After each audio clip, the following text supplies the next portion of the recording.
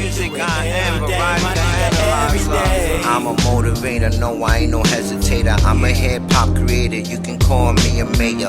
I put in so much work, you can call me a labor. Everything I earn, so don't ask for a favor. I'm more than music, you can see I'm an entertainer. When it comes to this work, no, I don't play. Like the hook say, yeah, we do this thing every day. We control the sounds that you hear every day. Salute to everybody. Y'all already know what this is. MusicIAmTv. Don't forget to subscribe to the YouTube channel, MusicIAmTv. Also follow me on Twitter and Instagram at MusicIAmTv. Y'all know how I do these interviews one-on-one. Tonight, I got a special guest. State your name, brother. Emerson Kennedy from Salt Lake City, Utah, man. 44 Music. Emerson Kennedy, let the world know where they can find you at, all on the net and all that. I dropped the Kennedy, man, so it's just Emerson on the net. It's EMR5N. So Instagram, Twitter, Facebook, EMR5N. All the links you need are right there. Now, Emerson Kennedy, I know you a battle rapper. I know you an MC. Let me put it like that. Where you originally from? I was born in Crown Heights, Brooklyn. And my mom moved us around quite a bit after that. I was only there till I was like 10, 12.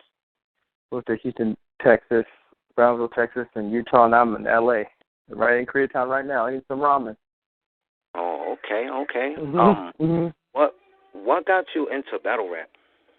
Man, I was always, I've always been big on the music side, and I've always just kept track of battle rap. I was like everybody else watching like Mook and Lux, and when I would watch like old Mook and Lux, like I would never try to write battle rap. I'm a different style of writer when it comes to music.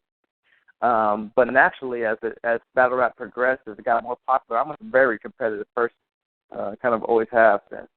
And so there's a league that started out in Utah. A couple friends talked me into it, and once I did the first one, man, it was like I got the fever, bro. I just wanted to get in there again, get better, see how good I was, see how good I could get, and I just caught the bug, man. Still have it now. Right. Now, Emerson, about how long and how many years you've been into battle rap? Yeah, as a fan, it's been like 10. As a battle rapper, you can call me a battle rapper, it's been about 3 years. Okay. Now, as an MC, what got you into being an artist? Bro, it was it started as production. I went to LA recording school like 8-9 years ago because I was always I played the piano, and on the production side, it was Timbaland's music that got me wanting to make like beats professionally. And I know that kind of sounds funny, but yeah, like Timbaland's music, his production, like Missy Elliott albums, had me like looking at music production a whole different style of way, and started producing music. Actually, started sampling after I heard Freeway's "What We Do." You know that song with Jay-Z and Beanie on it. So I was playing all like keyboards, and then like when that Freeway song came out and it had the sample in it, like that Just Blaze sample, I was like, man, I started sampling, got super heavy into it, and then right after I started sampling, like 2 months later, I started rapping myself on it because I wanted to hear things on it that other rappers weren't giving me those big beats too. Oh, okay. So about how long and how many years you've been doing your music? You've been an MC? About longer than battle rap? No, I've been a battle rap fan long before I came MC. Like probably like 8 years now, going on 8 years, 7 years. Oh, okay. So you've been an artist for 8 years and you just started, battle rap in 3 years, seriously? Just barely, yeah, just barely. So I'm new still, man. I'm new to the whole thing. Still trying new things, trying to make things pop. Right. Do you balance both music and the battle rap, or which one do you prefer doing more? Bro, that's a damn good question, because I would not prefer doing music all the time. It's like 80-20, like 80% to 20%.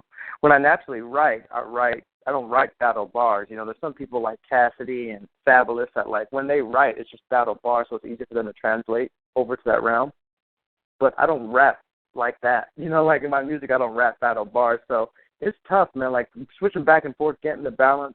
We've put a lot of money into our next project coming out, so it's hard to write for this upcoming like URL event and balance like all the money we've put into my project at the same time. Because when you battle rap a lot, which I did 2 years ago, I took like 12 battles 2 years ago, and then you go back to the lab and try to write. Me, myself, personally, it's different for a lot of people, but me, myself, personally, it's hard for me to write. It turns my pen into sludge, man. My brain is just like sludge. Yeah. You're stuck in that battle mode. It's hard for you to create otherwise within the music. So I know a lot of other people don't have that problem because of the style in which they write their music in, but for me, it's an ongoing struggle. I try to balance it a little bit better, but I'm not perfect at it. I still got a long way to go. Emerson Kennedy, what gives you the inspiration and the drive to do what you do? Bro, I wish I could say I wanted to be the greatest and stuff like that, or give you a real rap answer, but it really is just competition, man. You know, it's like I caught myself watching tennis the other day, like of all sports, and the reason why I love tennis is like it really at the end of the day is one-on-one, man. You know, it's just you and whoever's in front of you. That's why boxing is my favorite sport. That's why I still watch basketball, but these other one-on-one sports just intrigue me more because it's really just you and the other person, and whoever establishes dominance is a clear victor. And that's why battle rap has me. It's just like nothing other than what this guy has prepped for me is what I have to worry about. Like, at the end of the day, we're going to find out who was better that day. And I've faced people that were better battle rappers than me that I beat. I've faced people that are not as good as battle rappers as me that I've lost to. So it's just like about that competition, man, being the best that day. I know that's right. How you take criticism? I used to be terrible at it, but now seeking like a professional career in music, I'm pretty good at it. I would say, hopefully. What makes you different? Me, like within battle rap. Your music as an artist, what makes you different? When it comes to musicianship, like my artistry, a lot of people want to tell their story. You know, every rapper you meet will be like, I'm just trying to tell my story. Some people glorify it. Some people add some other stuff. Lately, I've just been like, I don't even want to tell my story. Like, my favorite writers weren't telling their own stories. My favorite actors in movies aren't acting their life out. You know, I just want to paint pictures of anything I think of, situations I think of, and bring it to the people. I don't want to have to tell my story. I do sometimes, but I want to give people more than what just I've experienced, you know. And then I think that approach to music gives me a different edge than a lot of other musicians. Now, battle rap, what makes me different is that, you know, I started out like everybody else, just giving gun bars because that's like what we knew, what we were encountered with when we were younger, and like what my people knew, like. Right. And now it's just about, man, I want to try to uplift the people. Ever since like Young B passed and J Scott passed, it hit me. Yeah, it hit me in a different way where I was like, man, I have this platform that I'm not utilizing correctly. So, you know, the last couple of battles I haven't given any gun bars out. It's still not like preachy stuff, but I'm trying to give people some more stuff they can walk away with and maybe expand the content in the battle culture. Right. Do you have any new battles coming up? The Snoop Dogg one for the Snoop Dogg TV, I was in the 3rd episode for Sonic Soundwavius, and I sent that boy's soul to the heavenly gates, that poor boy. Okay. All right. That's coming out pretty soon. And then, that's coming out pretty soon. And then there's just this URL event that we're looking forward to. I'm kind of doing the Lux thing, man. I only want to take like 2 or 3 battles a year and make sure they're like classic events. Right. I mean, I can dig that. Name 5 battle leagues that you watch. I don't know if you watch all of them, you know, or you're just a few, you know what I mean? I do. I love Black Ice, man. I'm a creator. Like, I'm a creator. Yeah, I'm a creator. I always be a creator. And I've always thought when I was growing up watching battles that there could be so much more done with the editing for the viewer, you know? Right. And Black Ice is definitely ahead of that. Now, there's still a long way to go. There's still a lot of opportunity being missed with this editing. But Black Ice, I love watching Black Ice battles. Of course, I always watch URL. I'm a KLTD fan as well. I love Rare Breed. I love RBE. And of course, AHAT, the home league. Right. Okay, that's what's up. Okay, I know. I'm gonna go back on you. I know. In 2013 was like I could personally say it was like a good year for you, a big year for you. I mean, going down the list from like. I mean, you do got a few names under your belt, like Danny Myers, Daylyt, Lotta, Zay. You know, how was it for you that year, for 2013? Because I know, like, in 2014, if I'm not mistaken, like in November or something, I think you battled, like, Adi Boom or something. Yeah. Yeah. In 2014. Like, how was that run, like, in 2013? Like, bro, that was crazy. Like, I got a super addictive personality, man. I don't smoke or drink because of it. And once I caught the battle bug, I was like, man, I want to see how. It wasn't about see how far I could go. Like, everybody wanted to hit the URL stage. That wasn't my focus. It was just like I wanted to get familiar with myself, more familiar with myself, and see how good I actually was. And so I was like, man, let's bring this guy on. If this guy's hot, let's bring him on. Let's see where I am. And 2013 was a blur. I feel like I was battling every other week, and I was creating nonstop. And still one of my most proud years of creating with music and with rapping. But that thing, it felt like it was agonizing. I took Danny Myers on a 24-hour battle notice, right. And had Daylyt and Lotta back to back from each other. Yeah. And then right after that took the biggest battle Utah's ever seen.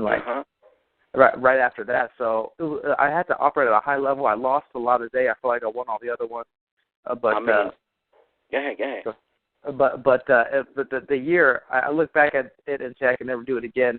But I'm proud that it happened. I'm proud I forced myself to do it. Was that one of your biggest years for you? Since the 3 years since you've been in it, that year was one of the main years for you. It's definitely. Is it a memory year for you? Definitely. It was an arrival year for me because I was coming from a league that not a lot of people knew the league. I was coming from a state where nobody had been on from the state. Nobody. No, yeah. So you have battled something about Mike Masters, right? Yeah, I have. Yeah. Yeah, 2012, and then you that was February, and then you had another one 2013 in January, and then in March or something. Then it jumped on to the AHAT thing. But then you had another one in 2013 in Mike Masters also against IV, if I'm not mistaken. Yeah, I was, we kind of had a falling out, me and Mike Masters, the owner of Mike Masters, and we kind of passed it up, so I just wanted to do one more battle for them to make sure we let bygones be bygones. Right, so I kind of took that off the string, just off a GP. But I've been rocking with AHAT ever since, and AHAT's the home league. Yeah, but I definitely, keep tabs. I see you definitely went back on July or something, 2013, and then August. You did 2 in August, if I'm not mistaken, right? You did 2. You did back-to-back. You did Scheme, and then you did Conflict. I think it was August in an early week of that week, and then probably the third week of August or something. Yeah, that was crazy. You was really, and then after that, man, you went with Daylyt. You know what I mean? Bro, it was crazy. I caught the bug, and my manager at the time, Menace, he was trying to get things going. We were trying so hard to put Utah on, bro. I never thought I'd pay another artist to battle. But I was man, I got to do it for my city, bro. I got to do it for my city. Nobody knows about this place. Nobody, thinks there's any spitters out here. And, I felt, responsible to my soil to make sure that people knew about it, And I don't even know if I was the best representative of it. I don't even know how good I was at battling at the time. But we tried to take as many as we can. We paid for Daylyt, just to try to get the exposure out there about the state. Yeah. And now it's building a little bit of buzz, so I'm glad that we did it. But yeah, it was definitely a crazy year. Now, out of everyone you have battled, because if I'm not mistaken, I think you got 15 battles or something like that. And who was your toughest opponent? Toughest was, it's close. I kind of dodged the bullet with Diesel and Scheme because I got them before they went Super Saiyan. Because if you see their battles now, those guys are on another level. So when I battled Diesel and Scheme, I kind of dodged the bullet with those two because I didn't get the best of them. Lotta standing in front of Lotta was tough, man. That's probably the number one dude. Because that was when, he's still cold, don't get me wrong, but that's when he was peaking, Yeah. That's when Lotta was peaking, where he wasn't taking a lot of battles, and he brought some stuff, man. I thought he was going to take a night off because people come to Utah and don't think it's serious, they never heard of me. But he came with bars, bro. He's definitely the hardest person I'll stand in front of, that's for sure. Yeah, man. Salute to Lotta, man. Yeah, boy's cold. Emerson Kennedy, what was the best battle you've watched? Bro, you're never going to believe who my favorite battler is, bro. people watch my battles and they hear the music I listen to, and they're like, man, it's got to be a lyrical dude. And it's not even, bro. I love watching Dot battles, bro. Oh, yeah. That boy Dot. Dot, yeah. That boy Dot. I watch Dot a lot. And he's crazy, and people get on him for the reaching and like the performance and stuff. He's but, crazy bro, with it, but he go in there solid. He goes in, bro. Like, so my favorite battle that I've watched in the last couple of years. This is kind of strange, but it was QP versus Arsenal. Oh yeah.